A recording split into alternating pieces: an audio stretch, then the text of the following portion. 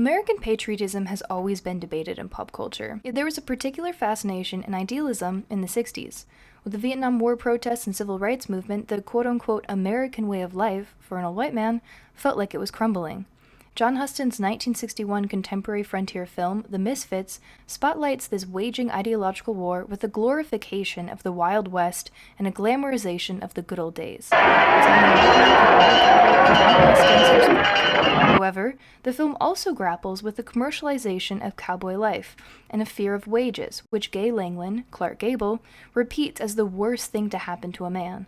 Coupled with this anti-capitalist rhetoric is an interrogation of masculinity and patriotism that is subtextually illuminated as a stand-in for patriarchy. Rosalind, Marilyn Monroe, the apple of everyone's eye, accentuates the way this ideal of masculinity voyeuristically ignores feminine autonomy and emotion. At the same time, Huston also includes a depiction of stoic, empathetic masculinity with Pierce Howland's Montgomery Clift's character, who listens to Rosalind's concerns about horse wrangling and eventually chooses to stand by her morals. In the climax of the film, Rosalind, Pierce, Gay, and Guido, Ellie Wallach, round up Mustangs to be sold for slaughter and domestication.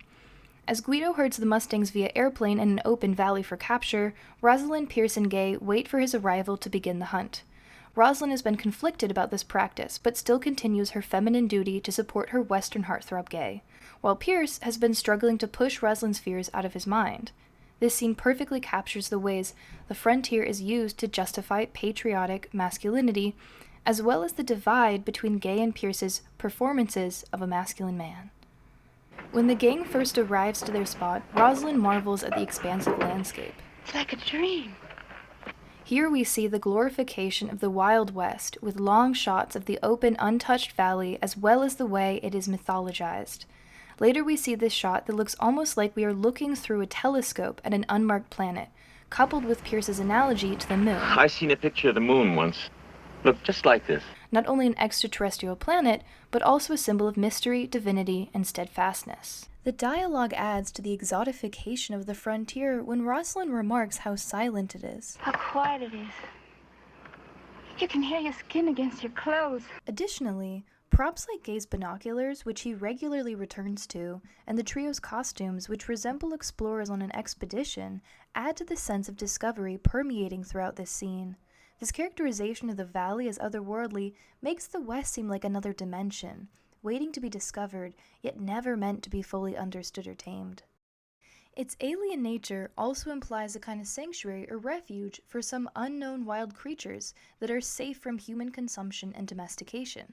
Notably, Rosalind is the one to make the most appreciative and compassionate remarks about the valley, even asking, "Who owns this land?" which highlights the frontier's autonomy, almost situating it as a creature with wants and emotions. This positions femininity as innately connected to nature and concerned with its well-being, which is further emphasized when the most emotional of the masculine characters in frame, Perce, responds to her queries with the same sense of enthusiasm and Rosalind's persistent disapproval of the men's wrangling. Gay's nonchalant response to Rosalind's question, "Oh, government probably. Might as well call it God's country, I guess," illuminates the nuance Huston seeks to show audiences, the paradox of the modern cowboy, who is a staunch defender of the frontier while also being the one that domesticates it. Gay has accepted the fate of industrialization, yet still fights to preserve his cowboy ways of life, which are ultimately connected to his ideas of freedom. We can see this in later dialogue after Rosalind has left the flatbed, when Gay and Perce discuss the merits of this hunt. Perce finally voices his concerns, prompted by Rosalind's, to which Gay responds, "Ooh, 6 is 6. Better than wages, ain't it?" His ultimate enemy is becoming a worker bee and filing in line to do what the boss tells him to, the canonical opposite lifestyle of ranchers. Gay's ideas of self-determination are deeply rooted in his notions of masculinity and the cowboy mythos at large. As a man, he has grown up the perfect benefactor of patriarchy, unconstrained by another person's rules. He has not only been able to make his own decisions with Mustang hunting, but life at large. Thus, the threat of changing that agency becomes the end of his world and unthinkable. Getting a 9-to-5 doesn't just mean selling out, which is in itself an indictment of his masculinity, but also means becoming less of a man. We see moments in the scene when Gay attempts to reinforce his manhood, like his response to Rosalind's observations about the quietness of the valley. You're looking real good today, honey. Say, what do you say we go into Reno tonight and have us a dance, huh? Or her aversion to the gunshots. That's what it was. What's that? He fired a shot. Hey, you got good eyes, old boy.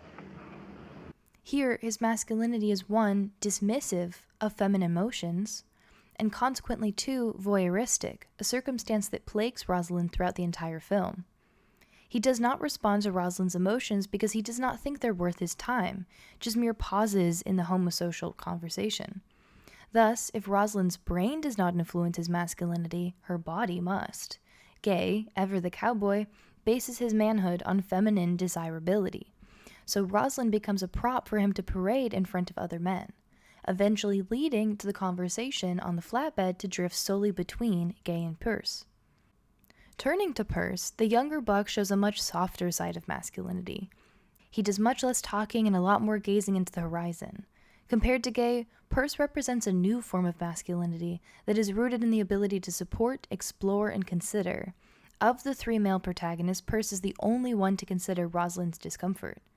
We see this empathy after Rosalind returns to the passenger seat, where Perce alludes his conflicted thoughts to Gay for the first time.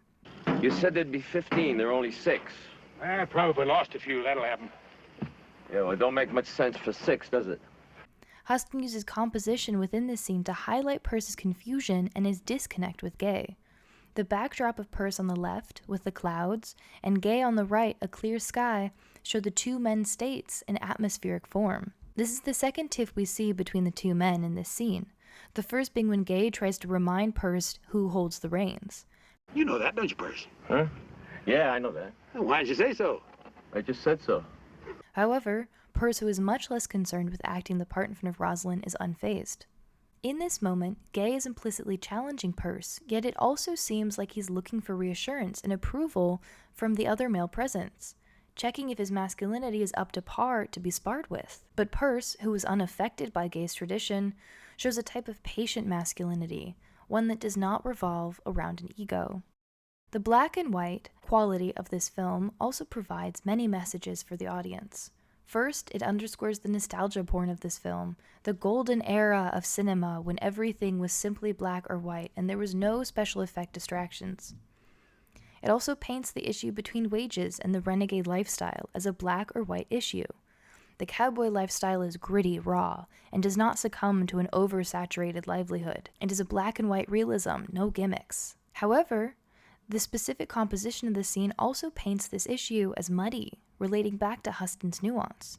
This scene is surprisingly gray, with muted tones being turned into in-between gradients that mimic Gay's tenuous position, as well as the growing tension of the wrangling to come. Lastly, Rosalind represents the clean nuclear family, who is innocent, loving, and naive about the wild.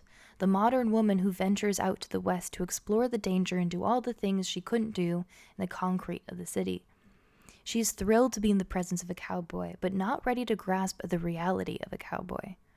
Huston conveys this message with Rosalind's costume and styling. She has a stiff, boxy hat on with small pigtails and a clean white t-shirt. She looks like a tourist compared to Gay and Perce's cowboy hats, dusty button-ups, and big belt buckles. However, despite the daintiness and aloofness ascribed to Rosalind's brand of femininity, she is also supportive and resilient. She has an unwavering sense of morals, yet still supports Gay and Perce until all hope is gone. And even then, she still tries to stop the Wranglers. Ultimately, this scene shows Huston's comments on masculinity and patriotism and the ever-encroaching clutches of capitalism that the cowboy will fight against until the bitter end.